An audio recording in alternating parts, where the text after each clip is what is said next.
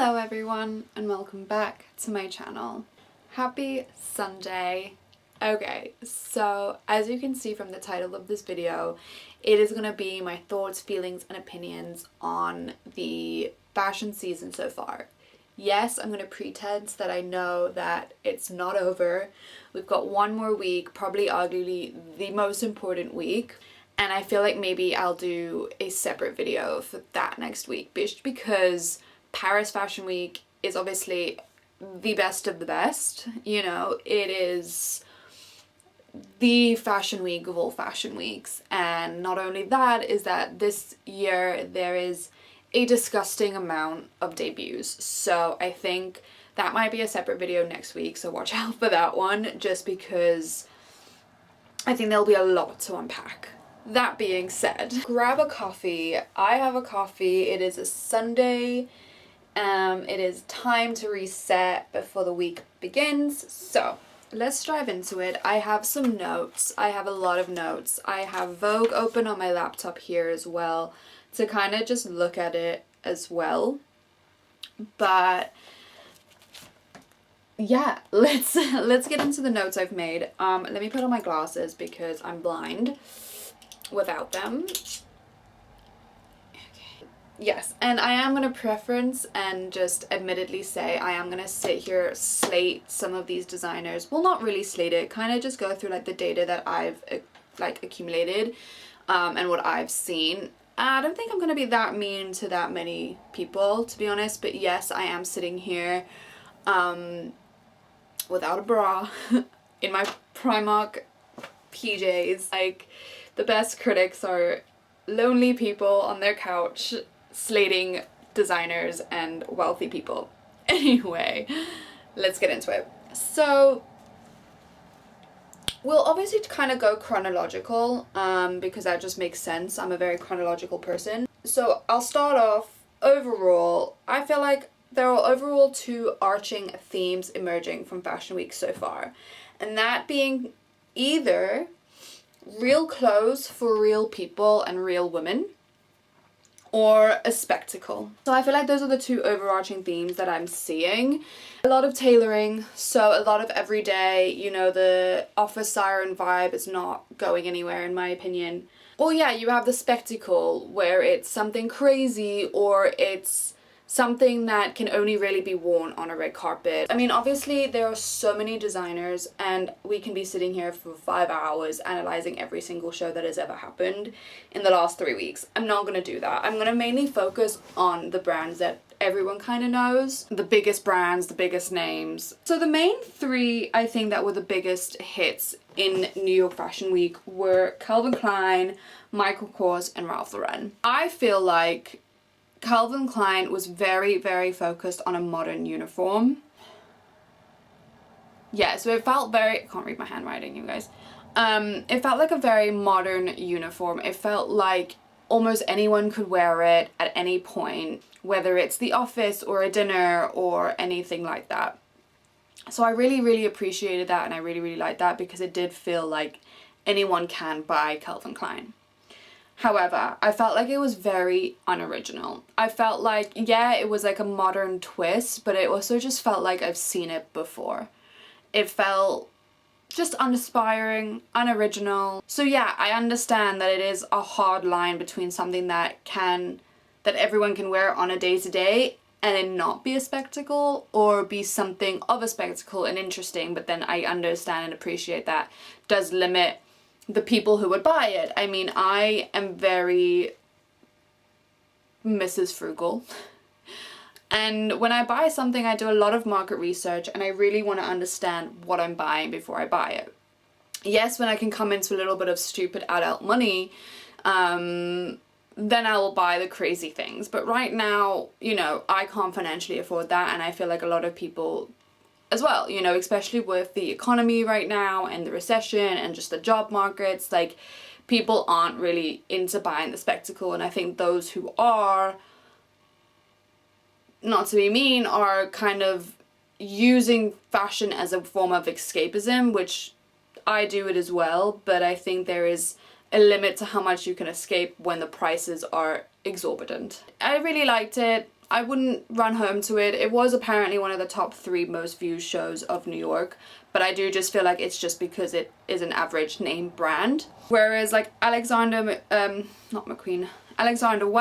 Kite, I really love them. It felt very of a darker theme, very tailored. Wang almost felt like a gothic secretary, and I loved that. Kate, I loved. It felt very similar, to be honest, the kind of similar dark, gothic, businessy secretary vibe. But Kate, and I don't know if it was because of the stage or the presence or, you know, just like the smoke or whatever, but it very, very much felt like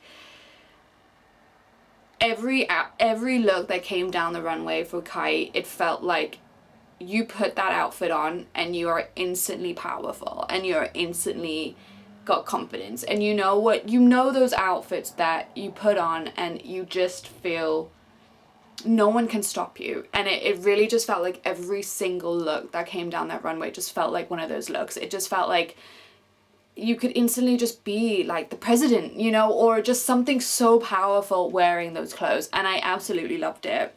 I can't read my handwriting, this is so bad.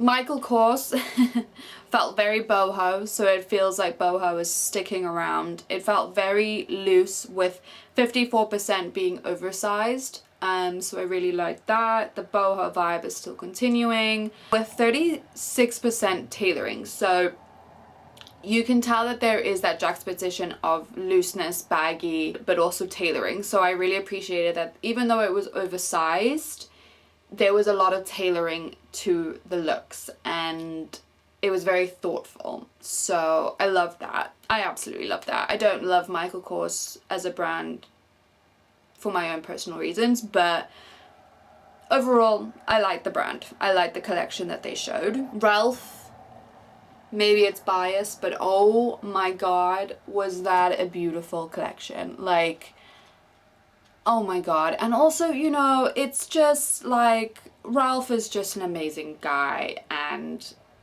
their design team is just phenomenal. And the fact that like they only used 3 colors throughout their entire show, and like how can you make 3 colors look so beautiful, so different for every single look? Like, it was honestly breathtaking. And yes, I work at Ralph, so I might be a bit biased, but I go into the office and I get so distracted by the runway because I do sit by a screen, but I can just sit and look at that collection. This season alone and this last few seasons has just been breathtaking. Like, I honestly, I think I've watched that collection come down those stairs and that runway so many times now in the last like 2 weeks, but every time a look comes down, I am in awe, I am speechless. It is tailoring, it is perfection, and it's 3 colors. Like,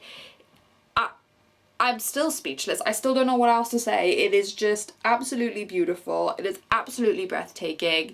That's my notes. I loved it. Maybe I'm biased, and some data, because there's nothing else I can say. It was a breathtaking collection. And again, I'm just still speechless at the fact that it was only 3 colors that came down the runway. Swiftly moving on because I can talk about this for hours. Coach, Tory Burch, personally not my favorite brands. I watched them, I liked them, didn't love them. Coach, I felt like a lot of white, so I do feel like white is an emerging color theme, especially of New York Fashion Week. White, I think, is definitely, it's a basic color, but it's definitely an emerging color for next season. So I'm here for that because I love wearing white. It is so powerful. It is such a color to, yeah, to be powerful and just show authority. You know, it's a beautiful color and I think it's underworn. Yeah, so Coach, I really don't like Coach, to be perfectly honest. I've never really been a fan of them. I like their bags, wouldn't buy their bags. What I do love is their adverts. You know, I think their adverts are really clever. I think their advert with Elle Fanning during like running through the New York streets, beautiful, clever. I think their back to school advert that dropped, clever, amazing. It ties into that aspiration of a kid wanting to wear their mother's bags, but that's the extent of the love I have for Coach. Yeah, so Tory Burch, also very, very colourful. What I did like is that they used a lot of brown. And as someone who does love brown and hates colours, it did really inspire me to incorporate some colours into my brown outfits. That was really fun and I really liked that, but that is the extent. I mean, there's nothing much I can say, to be honest. Maybe Tory Burch is very much a New York girl's favourite, but it's definitely not mine.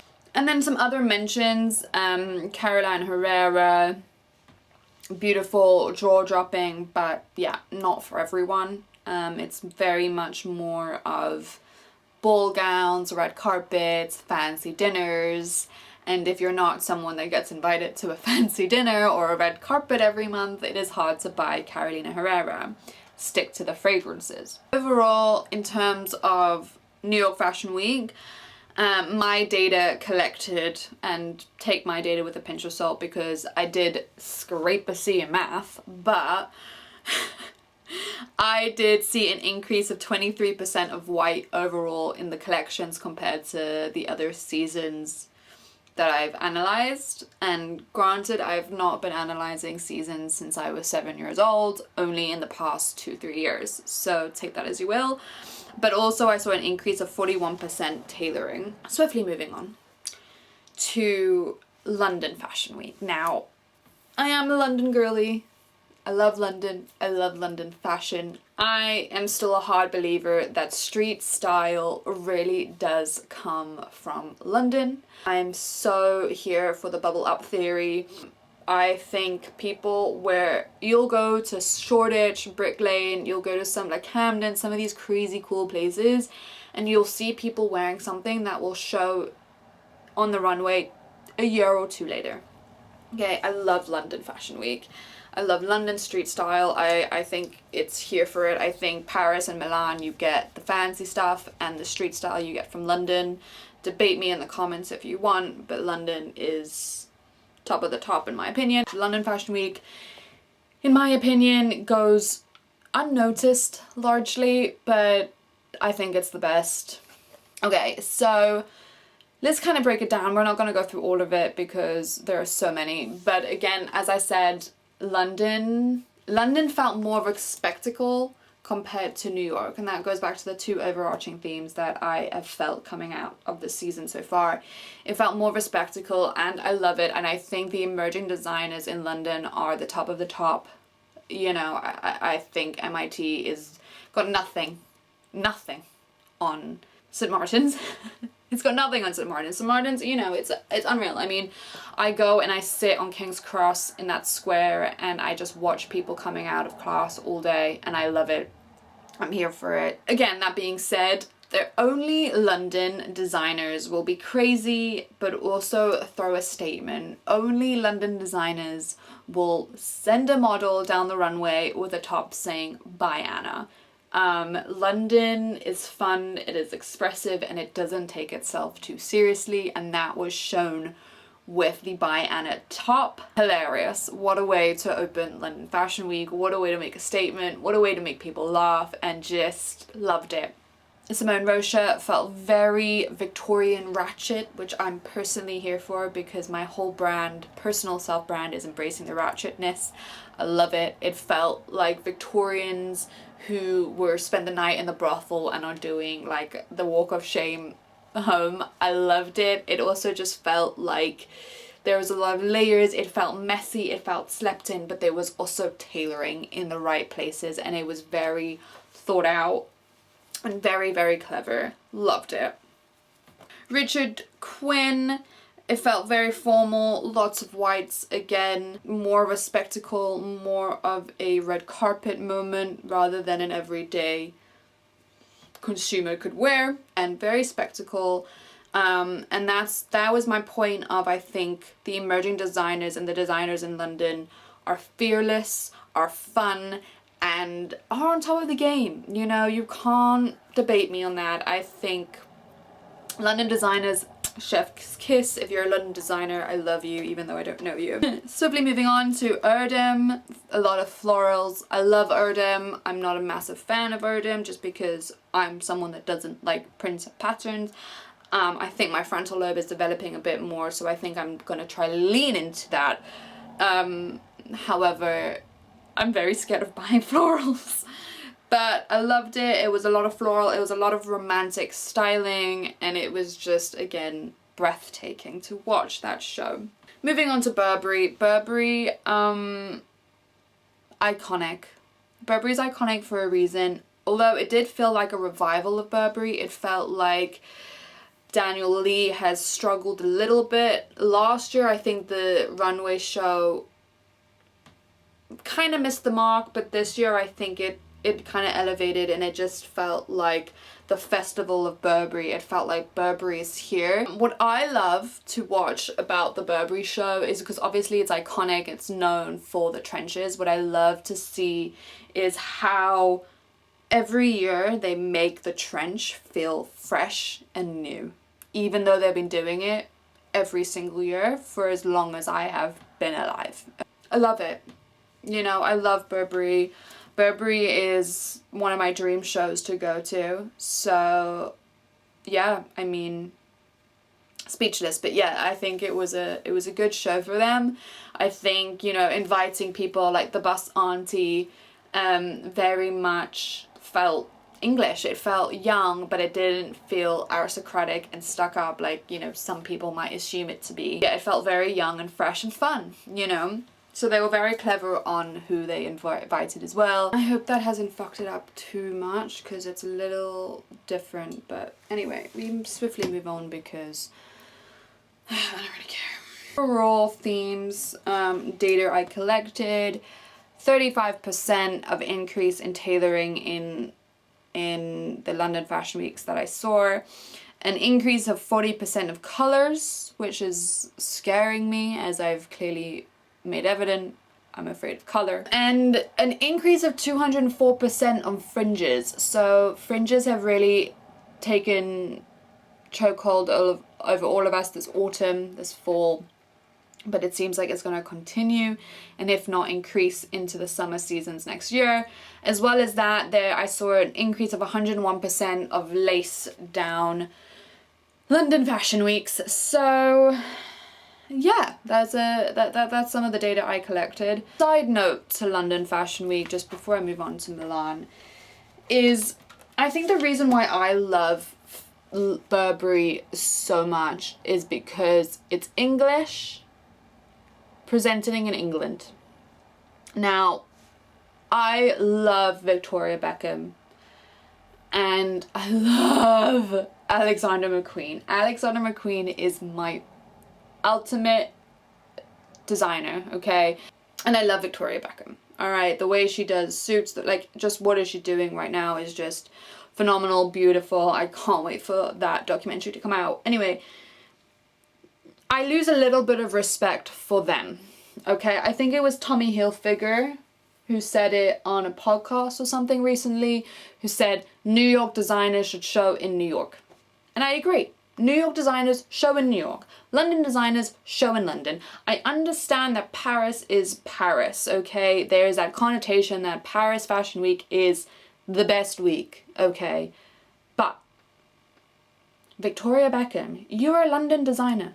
Show in London, okay? You're a London. You're from London. Embrace the London. Yes, your atelier might be in Paris right now, and same with Alexander McQueen, but in my opinion, Alexander McQueen, if he knew that his collections were being shown in Paris Fashion Week, he'd be crawling in his skin. He's a London boy. He's an English boy. Show in England. If you're a London designer, show in London. If you're a New York designer, show in New York. Period. Okay, that's my rant over on that one. Let's move on. Milano. There were some main people. Again, Milan did have a few debuts, and we can go into that. I do want to mention though quickly D Squared. I felt like D Squared was on a big of an uprise, and this season it felt completely flat. Maybe that's just me. Maybe I was looking at the wrong brands last season, but it felt like a lot of people would go into the D Square show, and this year it just felt completely, it felt like it didn't even happen. Fendi. Fendi started off Milan very big, very strong. The bags they debuted, gorgeous, fun, you know, it was cool. So yeah, also very colourful. Milan, very, very, very colourful, especially with the hard hitters like Fendi and Prada. Fendi, I saw 41% of the collection was bold colours, and 40% were midi skirts, which I found very interesting. I think we're going back to the midi skirts, and I think that goes back, one could make the conclusion or the comparison to the hemline theory that shit's about to hit the fan if the hemlines are getting longer, with 2% being micro and micro shorts, which I found very interesting because that was a complete juxtaposition to Prada, who basically said bottoms, pants, trousers, they're out, with 34% of the collection being micro shorts and micro minis. Again, 43% of bold colors, and 17% of that masculine feminine energy kind of juxtaposition within a look. I love that. I love leaning into the masculine but also making it very, very feminine. That's a lot of what I do personally and a lot of my personal style. What I did love is the long gloves that were there. I think it was like 14% of the collection, something like that, which is fairly big. Etro, speechless. I'm always speechless. Again, very colourful, very prints, but the collection left me speechless, and Etro is the brand that I watch and I'm like, okay, maybe I should wear some prints and colours and patterns, because that collection was gorgeous. The way, everything about it, loved it. Oh. Max Mara, yeah, Office Beauty, and there was a lot of feathers. It felt like the feathers were everywhere, but once I did my data, it only felt like 7%, which I still feel like is a big number for feathers to be dominating the runways. Boss, honestly, Boss, I loved it. Boss felt like it was hard to even look at the clothes because the front row was just too distracting. There's no other way to put it. Like, the Boss men, the Boss front row was just distracting. It distracted from the clothes. I don't know if that's a good thing or a bad thing, but they felt like there was leather in almost 50% of the looks. So leather was an emerging theme out of Boss, in my opinion. Tards, loved it, loved the collection, loved the show, and I loved the emphasis on tailoring. Dolce, hated it, felt uninspired. I always hate Dolce though, to be perfectly honest. It felt like the exact same collection that they send down every year. It's the same runway, it's the same location, in my opinion. It could be different, I've never been, but it just feels like the exact same show every single year. It feels like there's black, it feels like there's lace, and it just feels very unfucking inspired. Dolce year on year just feels like it's black and it's lace, and I hate it. I mean, I love black and I love lace, so I should love it, but it just feels, yeah, uninspiring. It feels like if they've done this before. I get so riled up. Moschino, I have mixed feelings about it. Moschino felt like it was Jonathan Anderson at Loewe. It felt like just because now he's left, they could do basically everything that Loewe has been doing in the past few years. Like, halfway through, I was like, wait, what? Like, what designer am I watching? Like, what brand even is this? Because it just really felt too Loewe coded, and it felt too Jonathan Anderson at Loewe. But also, on the other hand, it felt very nostalgic Moschino, because I think before Jonathan Anderson at Loewe, Moschino was that abstract runway show. I will never forget when the models came out of the paintings. You know, I think of Katy Perry and Moschino. So yeah, it was hard for me to like it, but also hate it. I still don't have my mind up on that one. Bottega is an amazing debut, beautiful collection. Bottega is always beautiful. It is always, you know, that and Ferragamo kind of on similar par. Similar aesthetics, just really beautiful, really clean. Again, emphasis on tailoring. I loved it. I was here for it. And I want to end on Versace. Now, this was the first time someone without the last name Versace has creative directed a collection. And I loved it. Again, a lot of color, a lot of color. It felt like Miami in the 80s, not like I was born in the 80s or ever visited Miami, but that's what it felt like. It felt like a nod to Gianni Versace and what he, and the colors he would have loved, the pastels, the Miami-esque of the 80s, you know, and I loved that. I personally, it just felt very fresh. I looked at it, and when I first saw the collection, at first I was like, don't like it, but that's just me with colors. And then I took another glance at it and I was like, I actually fucking love this collection. I loved that it didn't feel like Versace. There wasn't the, you know, the massive Versace codes. It wasn't black with gold. It wasn't too in your face, this is Versace, and I loved that. But on the other hand, it felt very nostalgic to the Versace jeans campaign that they did way back when. So yeah, it felt very fun, it felt very fresh, and it felt like it wasn't Versace, but it was Versace at the same time.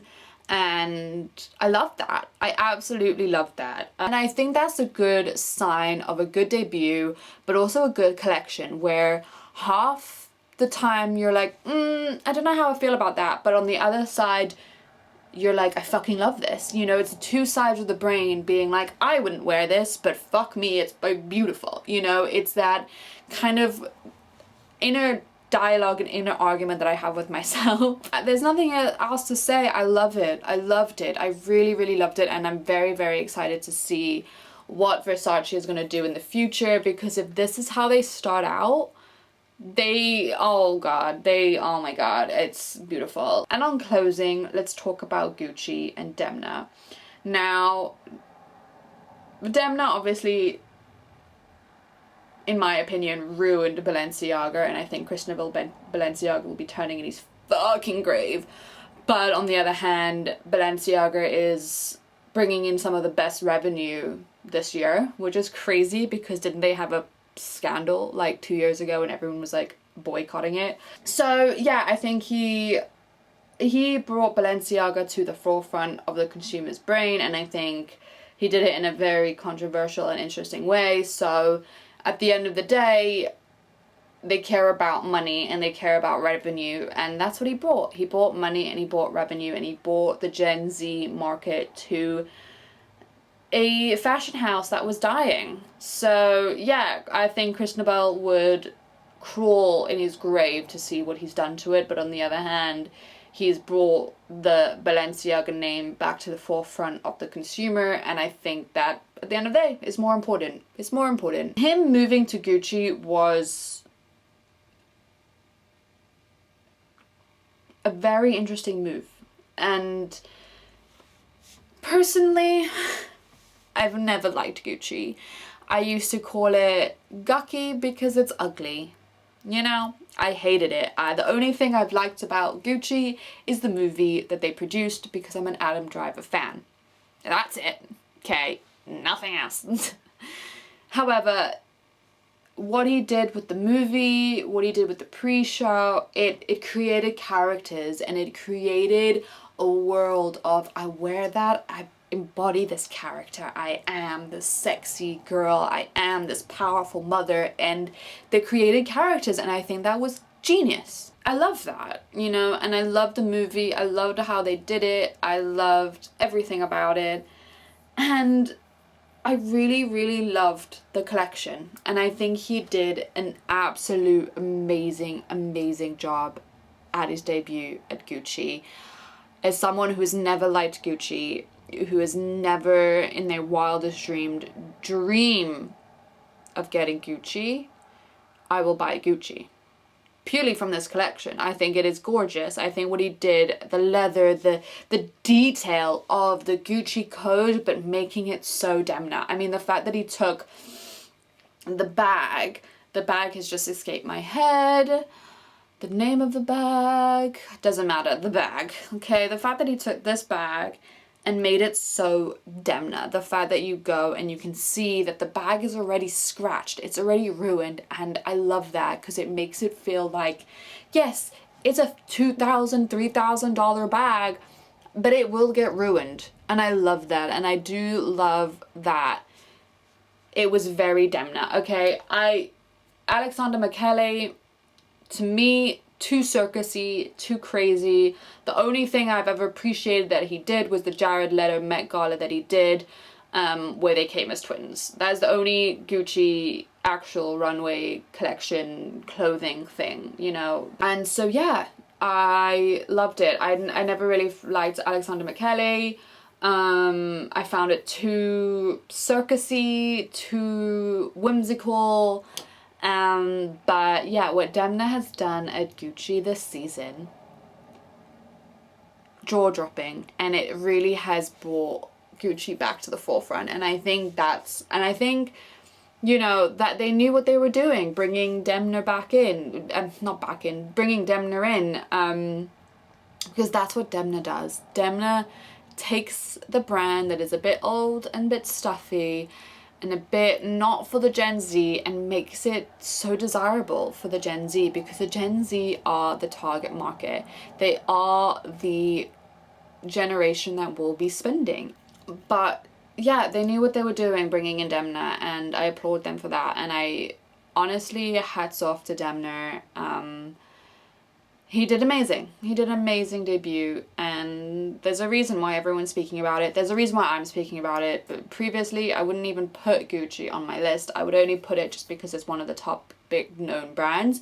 But truly, yeah, what he did, the detail, and just everything. I mean, I want to end on that. I do want to give a little shout out to Diesel. I think they did a really cool thing of anti-runway and doing a scavenger hunt kind of vibe. I thought that was very fun, cool, and different. But again, I think it got lost between the crowds of the Demna debut. So yeah, I think I'll leave it there. I'm very excited for the Dior show, obviously, with Jonathan Anderson. I think the fact that he's already changed the logo says a lot. And see what he can do with his new look at Dior. And there are a lot of other debuts to look out for Paris Fashion Week. Again, I'm super excited to see Victoria Beckham and McQueen, personally, as a personal fan of theirs. But yes, I'm very excited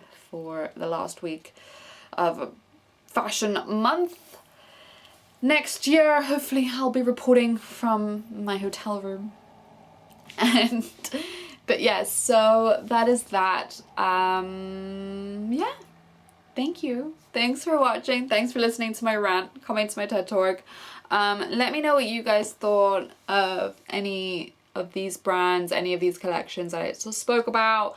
Let me know if there are any collections that I should go back and revisit or rewatch, if I missed anything that was super cool, super relevant. But yeah, so I think that is from me this week. Catch me next week. I love you all. Bye.